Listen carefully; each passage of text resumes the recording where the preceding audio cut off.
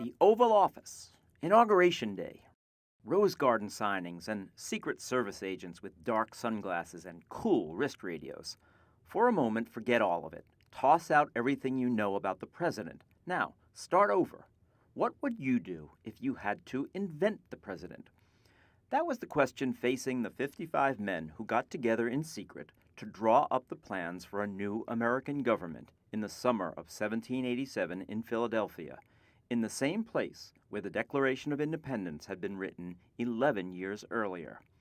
Declaring independence had been risky business, demanding ferocious courage that put lives and fortunes in jeopardy.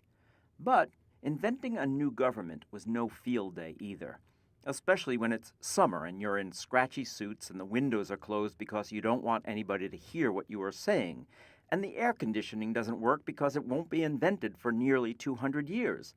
And when you don't agree on things, it gets even hotter.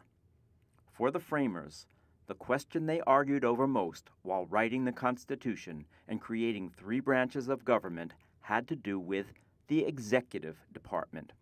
1 man or 3 to do the job? How long should he serve? What would he really do? Who would pick him? How to get rid of him if he's doing a bad job or he's a crook? And of course, they all meant him, and he would be a white man.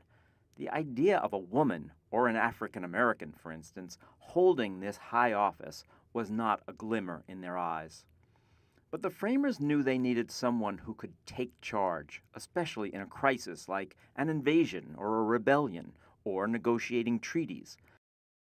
Congress was not very good at making such important decisions without debates and delays. But the framers thought America needed a man who was decisive and could act quickly. They called it energy and dispatch. One thing they were dead set against: there would be no king. They had fought a war against a country with a monarch and were afraid that one man with unchecked powers, in charge of an army, could take over the country.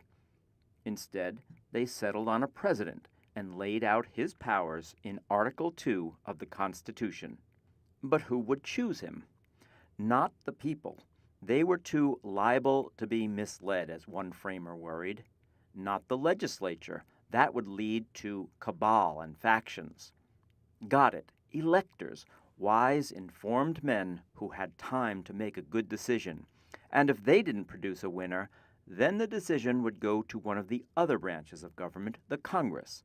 The House of Representatives would step in and make the choice, which they did in 1801 and 1825.